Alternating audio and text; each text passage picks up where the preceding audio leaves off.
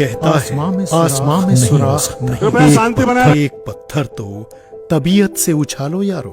कवि दुष्यंत कुमार की ये कविता शायद राजेश्वर प्रसाद की जिंदगी को सबसे खूबसूरती से बयान करती है। एक मिट्टी का लाल जो क्षितिज से आगे सपने देखने की हिम्मत रखता था। 10 फरवरी 1945 को एक साधारण किसान परिवार और सेना के हवलदार जय दयाल सिंह के घर जन्मे अपने जीवन के शुरुआत से ही राजेश को मुश्किलों का सामना करना पड़ा। पिता के निधन के बाद उन्होंने परिवार को संभालने के लिए कड़ी मेहनत की, फिर भी उनका जज्बा उस आकाश से भी ऊपर उड़ा जहां वो पहुंचना चाहते थे।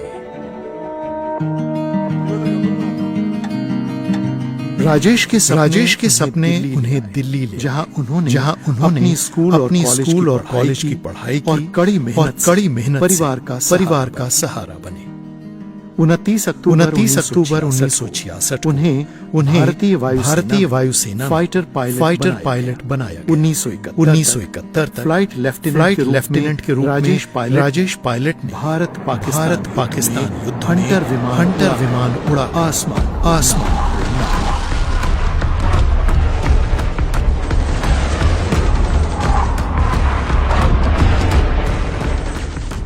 इस निर्णायक युद्ध ने भारत की जीत से बांग्लादेश को जन्म दिया और क्षेत्र का भाग्य बदल दिया।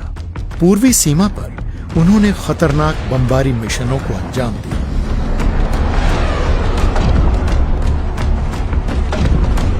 अपने साहस से युद्ध पदक और वायुसेना की तारीफ हासिल की। पाकिस्तान के इरादों को तोड़ते हुए दुश्मन के दांत खट्टे किए। मातृभूमि की रक्षा करने वाला गौरवान्वित दूसरी पीढ़ी का सैनिक वायुसेना में उनकी बहादुरी ने उन्हें साहस का प्रतीक बनाया। उनका पेशा उनकी पहचान बन गई, पायलट। भरतपुर चुनाव से पहले उन्होंने इस नाम को अपनाया, राजेश पायलट, एक नाम जो भारत के दिल में गूंजा।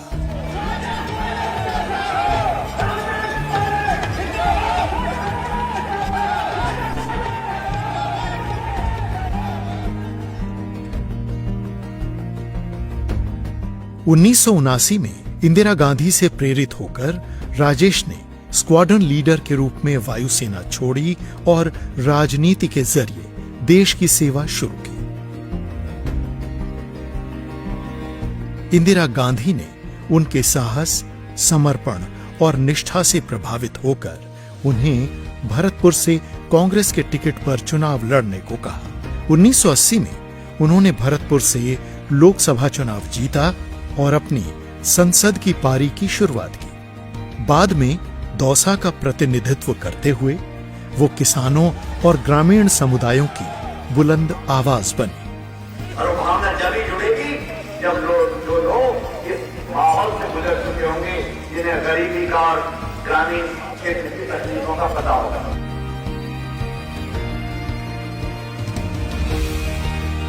जाति और धर्म से परे एकजुटता की नई राजनीति शुरू की।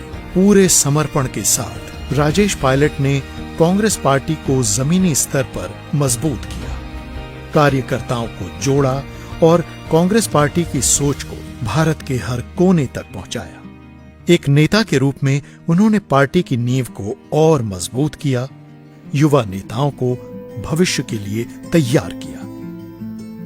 राजीव गांधी और पीवी नरसिम्हा राव के मंत्रिमंडल में मंत्री के रूप में राजेश पायलट ने दूर संचार, आंतरिक सुरक्षा, पर्यावरण और जल और भूतल परिवहन मंत्रालयों में दृढ़ता और दूरदर्शिता के साथ काम किया।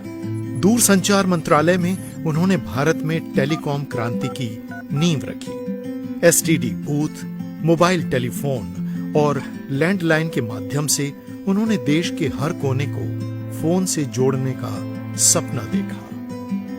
उनके नेतृत्व में उन्होंने बीएसएनएल को हर दिन कम सच्चाई उनकी पहचान बनी। 11 जून 2000 एक दुखद घटना ने सबको स्तब्ध कर दिया। 55 साल की उम्र में हमेशा मुस्कुराने वाला ये नेता हमें छोड़ गया, पूरे देश को शोक में डुबोकर।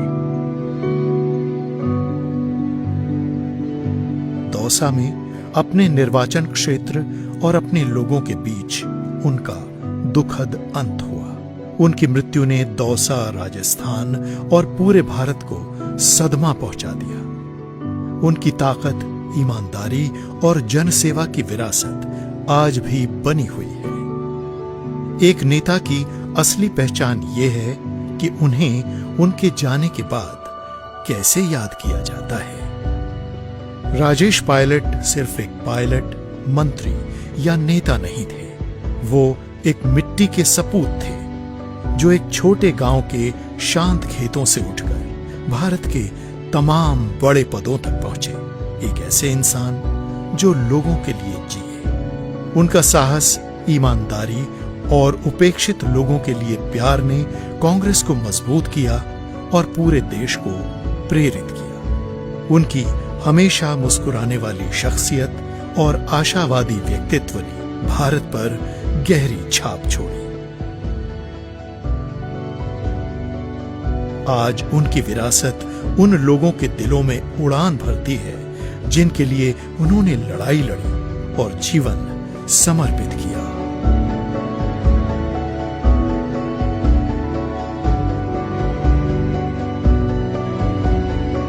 आपको किस चीज से डर लगता है?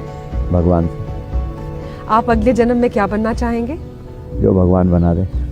ओके, अगर आप अपनी जिंदगी का एक चीज बदल सकते तो वो क्या होती? मैं तो हर चीज से खुश हूँ, पता नहीं कौन सी चीज बदलवा पाती।